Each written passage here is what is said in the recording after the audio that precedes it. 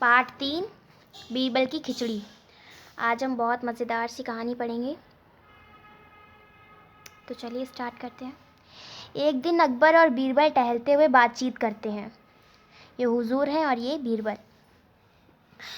तो ये साइन जो है ये हुजूर कह रहे हैं और ये बीरबल। तो हुजूर कहते हैं, बीरबल कितनी सर्दी है, यमुना का पानी भी जम गया होगा।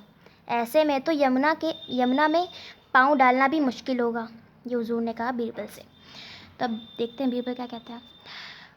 अब बीरबल कहते हैं, हुजूर यह सब अमीरों के चोचले हैं, वरना गरीब बेचारे तो इतनी ठंड में भी यमुना के ठंडे पानी में ही नहाते हैं।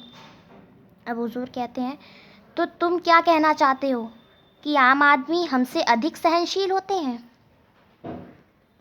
सहनशील मतलब संतोषी, सेटिस्फाई, बहुत ज़्यादा रहते हैं। तो बीरबल ने कहा, जी हुजूर।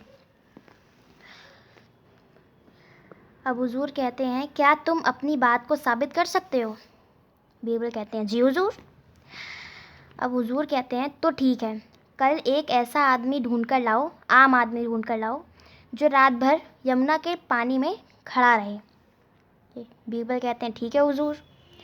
अगले दिन बीरबल एक ब्राह्मण को ढूंढ कर लाते हैं। सिपाहियों, बीरबल कहते हैं, सिपाहियों तुम रात भर यहीं पहरा दो, देखते रहना कि यह रात भर पानी में खड़ा रहे।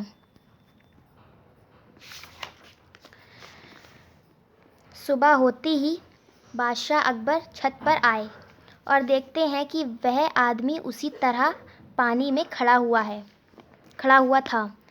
अकबर ने सिपाहियों को भेजकर उसे दरबार में लाने का आदेश दिया। अब हुजूर कहते हैं, ये साइन है, तुम इतनी ठंड में रात भर पानी में कैसे खड़े रहे? अब ये ब्राह्मण कहते हैं, जो खड़े रहे, जहाँ पनाह मैं तो रात भर ईश्वर का नाम जपता रहा और बीच बीच में आपके महल के झरोखों में जलते दियों को देखता रहा। इसका मतलब है कि, अब ये हुजूर कहते हैं, इसका मतलब है कि दियों का प्रकाश तुम्हें गर्मी देता रहा, तो फिर तुम्हें इनाम किस लिए दूं? अब ब्राह्मण निराश होकर चले गए।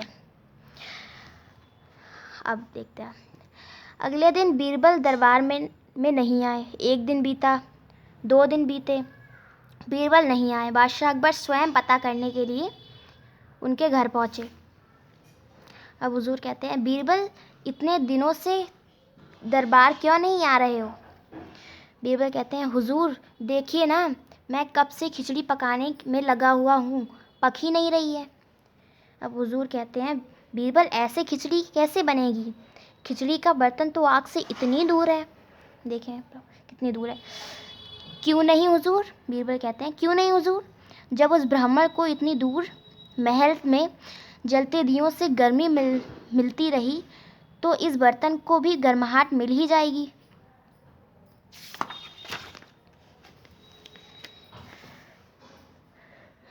इतना सुनते ही अकबर को अपनी गलती का एहसास हो गया और उन्होंने बीरबल को गले लगा लिया। उस ब्राह्मण को कल दरबार में ले आना। और हुजूर ने कहा कि उस ब्राह्मण को कल दरबार में ले आना, और हाँ, तुम भी यही खिचड़ी पकाते ना रह जाना। तो इस कहानी से हमें ये शिक्षा मिली कि बुद्धिमानी और सूझबूझ से हर मुसीबत का सामना किया जा सकता है। थी छोटी लेकिन बहुत अच्छी और बहुत बड़ी सीख देने वाली कहानी थी। Like, subscribe to my YouTube channel. Bye.